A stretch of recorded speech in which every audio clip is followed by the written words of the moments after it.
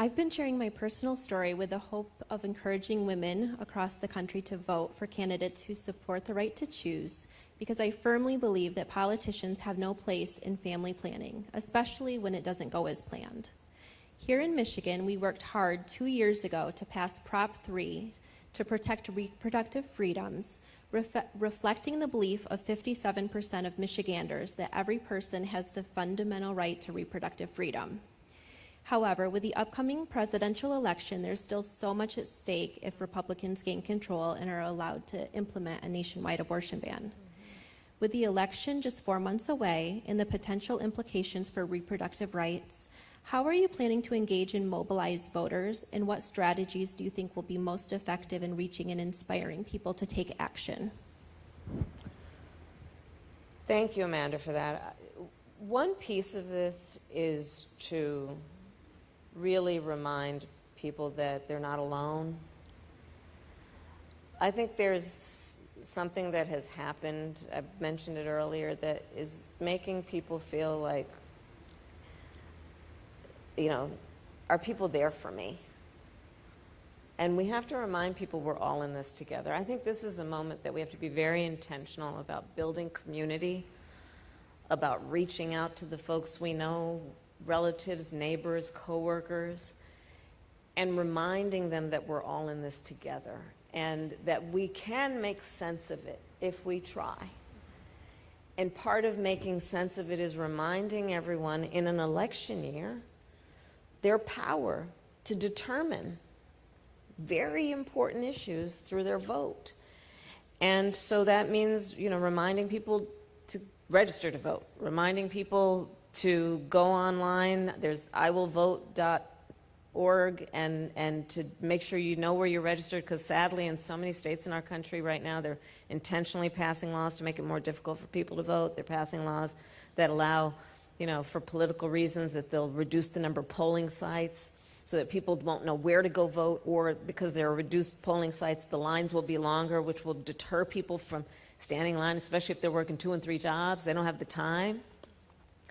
So let's remind people about the connection between their lives and their vote, between their power and the outcome of this election.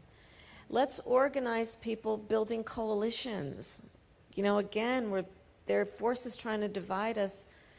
We got to remember in our hearts and help people remember the vast majority of us have so much more in common than what separates us. We got to remember that. Right? I think that's critically important. Sometimes these kinds of moments have a tendency, if not an intention, to make people feel small and make them feel alone and disempower people. I was saying we had a brief conversation earlier. I think there's this perversity that has taken place over the last several years to suggest the measure of the strength of a leader is based on who you beat down, when in fact the true measure of the strength of a leader, I think we all agree, is based on who you lift up, right? That the character and the strength, therefore, of a real leader, I'm looking at a room full of leaders, you wouldn't be here if you weren't, the character is such that that individual has some level of concern and care about the well-being of other people, and then does something about it to lift them up. So let's remind people of all of that, and let's organize, and let's energize, and let's mobilize. Literally call up and text and email folks and just bug them. Just bug them. It's okay. It's election time. They'll expect it coming from you. They'll still invite you over for Thanksgiving and Christmas. It's okay. But let's just stay on people, and in that way, let them know that they matter and that we're all in it together. So. Well, speaking of elevating people, as we come to the close of the program, though, I think what you're doing is incredible. I think this is exactly the way forward. I think extending the grace that you have to have Amanda and I on stage is to Republicans or recovering Republicans, as I said earlier.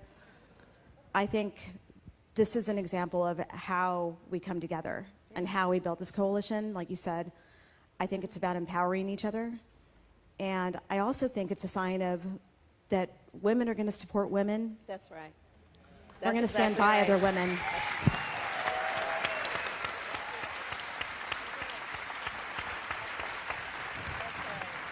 So I hope that that's the message that carries forward. And thank you for providing that avenue for us to come together. I do think that this is a big moment in time for our political system and what's at stake. And so I think that I hope that this serves as an example for others to have these types of conversations with each other and to extend that grace and understand that we're going to stand by each other.